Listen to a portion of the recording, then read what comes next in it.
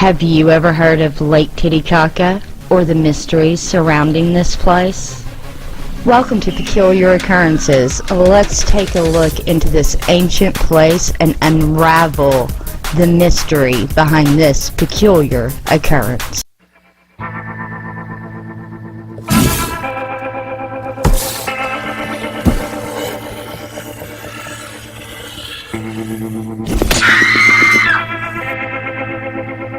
Lake Titicaca, an ancient lake, which straddles the borders of Peru and Bolivia. The lake is about 12,500 feet deep. One of the deepest lakes in the world that can be navigated by large ships. Called the roof of the world and thought to be the birthplace of the Inca culture. There are 41 islands in the lake, and some are inhabited. It also has a man-built island, built by natives that predated the Inca. These were amazing floating homes built by the natives to isolate themselves from warring factions. The man-made islands themselves, along with the boats that they use to get to the islands, is made of reed, which, if you don't know, reed will not sink. Even if broken into pieces, the parts will just float. These days, the floating islanders do let tourists visit in order to make money. The island of the sun is thought to be the birthplace of the first Inca leader, Manco Capac. It is also thought that one of their gods, Viracocha, lived there. The Incas somehow also knew the exact shape of the lake, which could only be seen from a high altitude. Ancient Inca legend says that after the Great Flood, the creator god, Viracocha, emerged from the lake and commanded the sun, the moon, and the stars to all rise. Then he was said to have created man out of stone, and then he told them to go out and populate the world. Viracocha did not look like the Inca people. He was fair-skinned and long beard. He was thought to have brought the ancient people a very enriched culture. Due to all of this, the Inca people believed Lake Titicaca to be the center of the universe, and that when they died, their souls would return there. Manco Capac emerged from one of the 3 openings in the mountain, Titicaca. Even though Manco Capac has been mentioned in several chronicles, his actual existence is still unclear. It is unknown if he is a true man of history or a myth of religion. Either way, a lot of golden artifacts have been found at the bottom of this lake that proves an ancient, advanced civilization did inhabit this area. Some even believe that the lost city of Atlantis itself could be sitting at the bottom of Lake Titicaca. The Inca Empire was once thought to be one of the greatest empires of all of the Americas. In the year 2000, in the year 2000, in the year 2000, in the year 2000, a huge temple was found under the water of Lake Titicaca. After divers followed a submerged road, after 18 days of diving, scientists announced that they had discovered 660-foot long, 160-foot wide temple with a terrace for crops and a 2,060-foot containing wall, along with gold and statues. It is said by locals that the temple was covered up by the Great Flood, and that its existence has been passed down by mouth through story from generation to generation. Now near the lake are towers called chupa towers. This chupa is thought to have been built by the Wada culture, the culture that predates the Inca.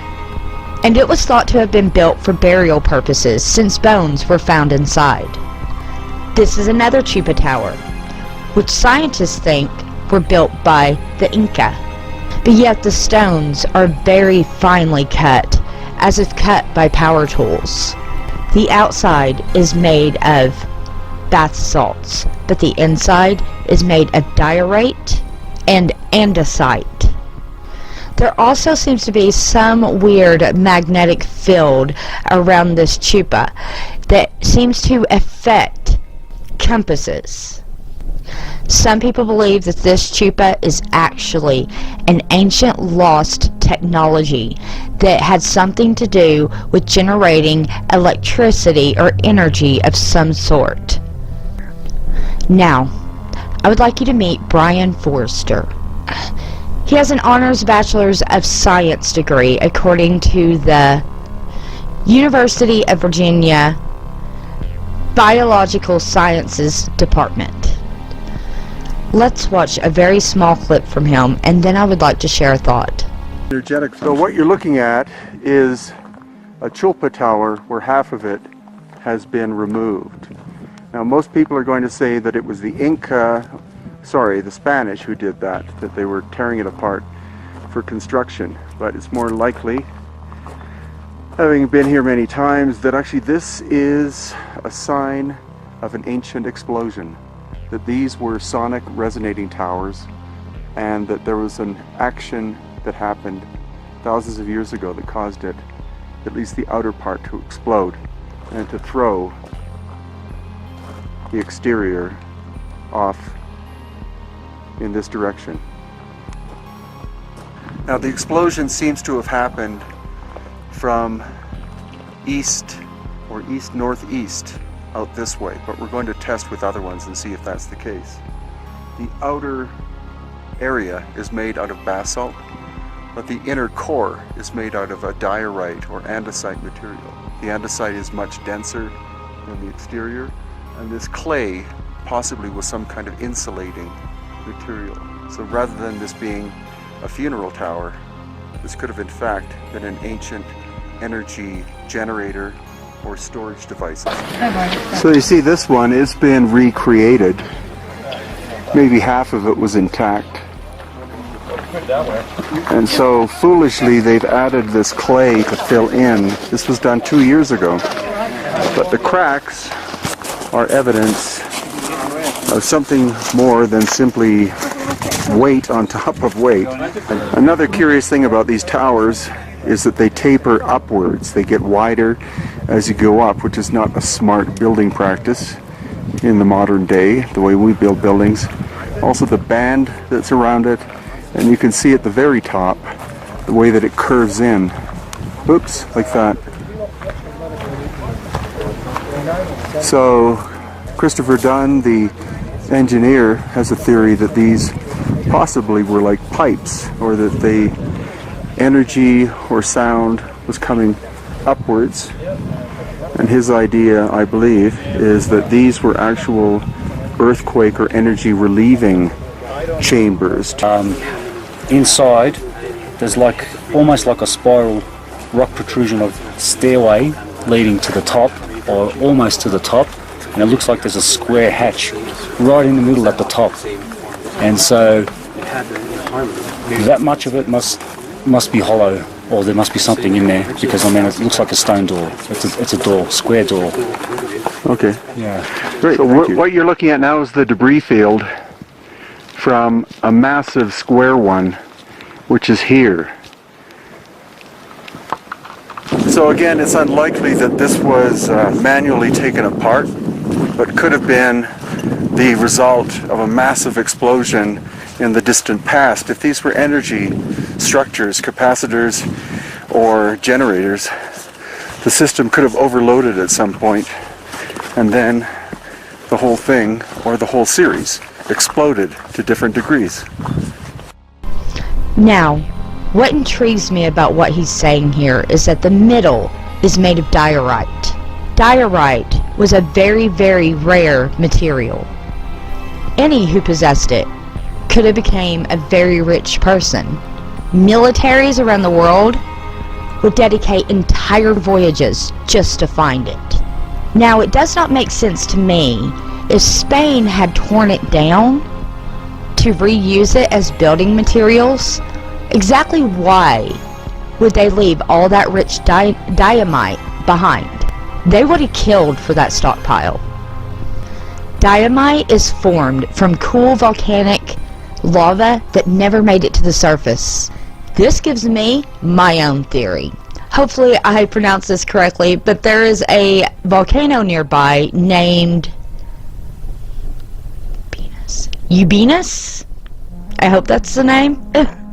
Uranus is just one of a lot of volcanoes that dot the desert plateau east of Lake Titicaca. As a matter of fact, the area near there is the Andes, which is known as a central volcanic zone. Now, I agree with Brian Foster that this really does look like an explosion had happened. The way the wall looks like it's been blown outward, and the material that was supposedly taken off to use as building material is actually laying on the ground around the pillar. What if this was actually constructed to somehow tap into a volcanic root to utilize the lava in some way for energy? Or perhaps to cover an ancient lava geyser? Perhaps they had experienced death before from an eruption and was looking for a way to try to contain any sort of eruption that could have happened from a geyser.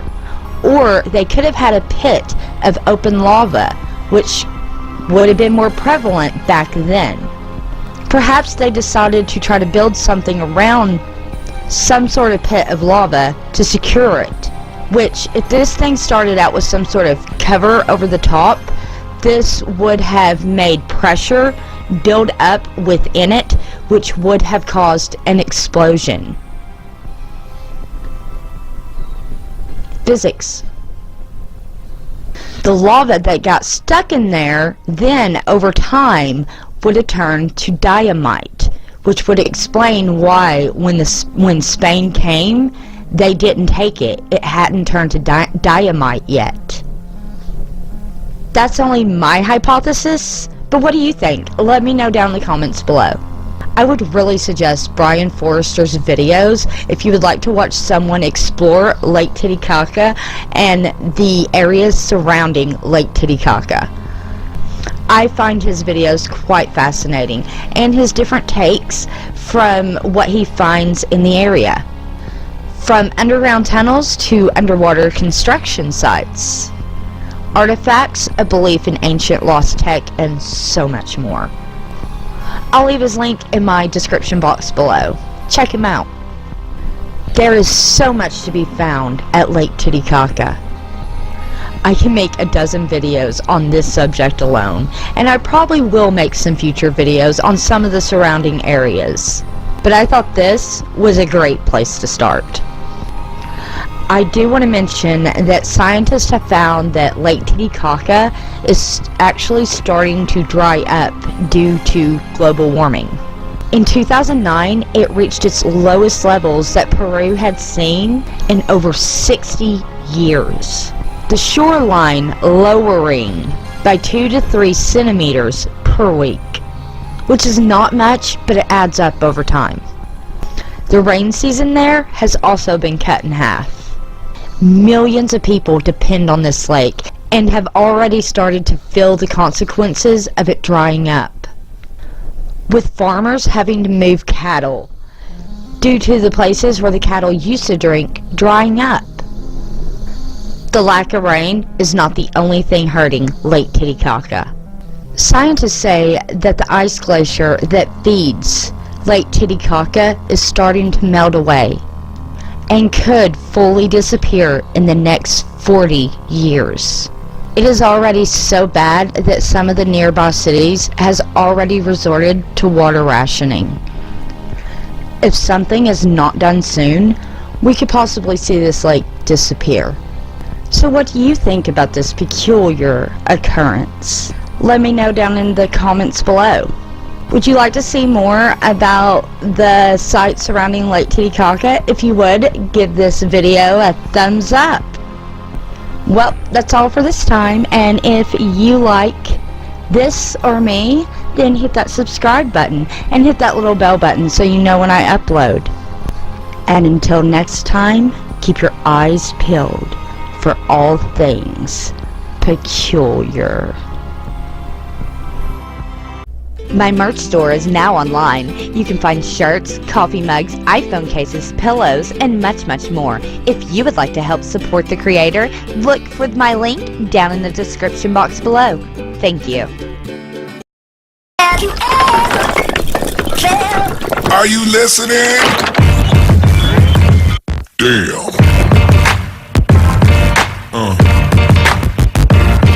Yeah. Yeah. Yeah.